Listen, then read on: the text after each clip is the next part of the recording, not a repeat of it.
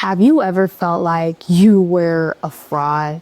Like you don't belong in rooms where all the successful people are, or you feel like your success had nothing to do with you and you just got lucky? Well, I'm here to tell you that you are not alone and you are dealing with something called imposter syndrome. And in this video, we are going to be talking about how to gain confidence, overcome imposter syndrome. Because if you want to be successful in anything dealing with life, especially in business, you have to show confidence. People are not going to buy from you. People are not going to want to do business with you if you are not confident within yourself and within your brand. So let's get into the first step. So number one, let's acknowledge the feeling. Let's acknowledge that, hey, I'm actually dealing with imposter syndrome. I believe that one of the ways you can fix something in your life that you're not happy with, especially when it comes to confidence, is you have to actually acknowledge that this is an issue in your life. You have to actually acknowledge like, hey, I'm not confident. Because if you don't acknowledge it, then how are you going to be able to change it? I believe there are so many people who are so wicked or so evil and mean-spirited because they don't actually acknowledge the fact that what they're doing is wrong. So number one, acknowledge that you are dealing with imposter syndrome. Then you can get into the next step. Number two. So one of the main reasons why people deal with imposter syndrome is because they're dealing with that negative self-talk. One of the most, I would rather say, your most powerful asset that you will ever have is your mind. It's not your house. It's not your business. It's not your car. It is your mind. You have to remember, your mind is the reason why you are at where you're at in life. If you are successful or you took the first step in wanting to change your life, your mind was the first step. You had to actually not just say, hey, I'm going to actually change my life. And that's how you were able to take the step, because you made up in your mind, you made a decision in your mind that you were going to change. So a lot of the reason why people are not confident is because they're dealing with that negative self-talk. They're dealing with that voice telling them you're not worthy to be successful. You've been poor all your life. Why now do you think you're just going to be successful all of a sudden? It's all of a something. And it's crazy because people actually believe that negative self-talk. People actually believe that they are not worthy to be successful. How many guys know that this is how success is. 80% of it is spiritual and 20% is actually mechanical and actually doing the work. And you guys have to understand, your mind, it's a very spiritual thing. The Bible said that he does not give us a spirit of fear, but a spirit of love, power, and a sound mind. If your mind is not sound, know that it is not coming from God. So this is what I'm just trying to tell you. You got to get rid of that negative self-talk. You have to say, I am worthy. Even if you have to read the Bible, you have to declare and decree over yourself, I am worthy to be successful. God is going to do exceedingly above me all that I can ever think or ask of. You have to believe that. Get that negative self-talk out of your mind. Number three. Now, you want to hold yourself accountable. One of the main reasons why people are not confident is because they have nothing to hold themselves accountable or track themselves, especially when it comes to confidence. Now, where am I going with this? You may say, Tracy, where are you going with this? Keep a journal. I remember when I was going through the most difficult times in my life, I always just kept a journal. I would write down my goals and I would write down the necessary steps that I would take to get to my goals. And I just remember when I was journaling, I didn't have time to doubt myself because I looked at all the steps and my feelings were not in any of these steps.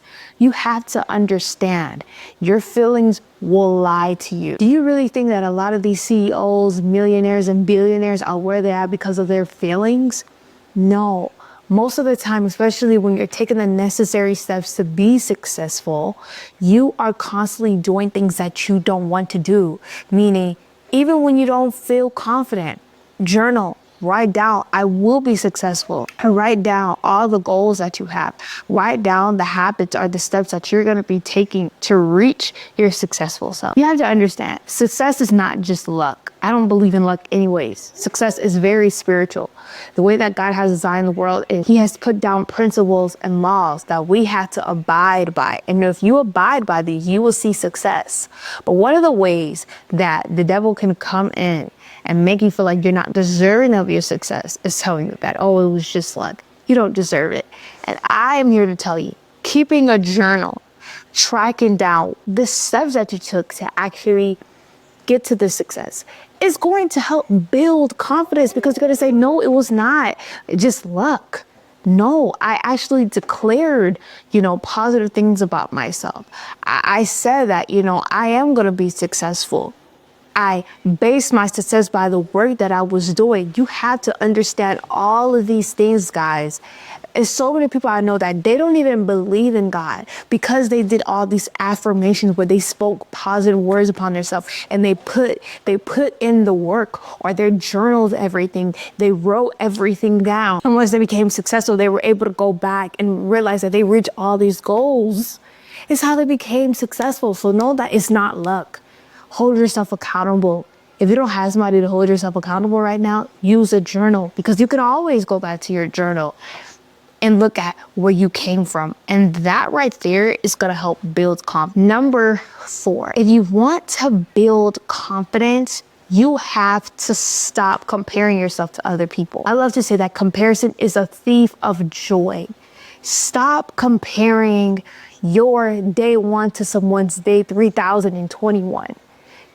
A lot of the time, I used to struggle with this in high school, where I would go on Instagram and I would see people just living the life, and I would just be in my room where I barely had money to really take care of myself. And I would just be so sad. And I remember God was like, Tracy, stop comparing yourself.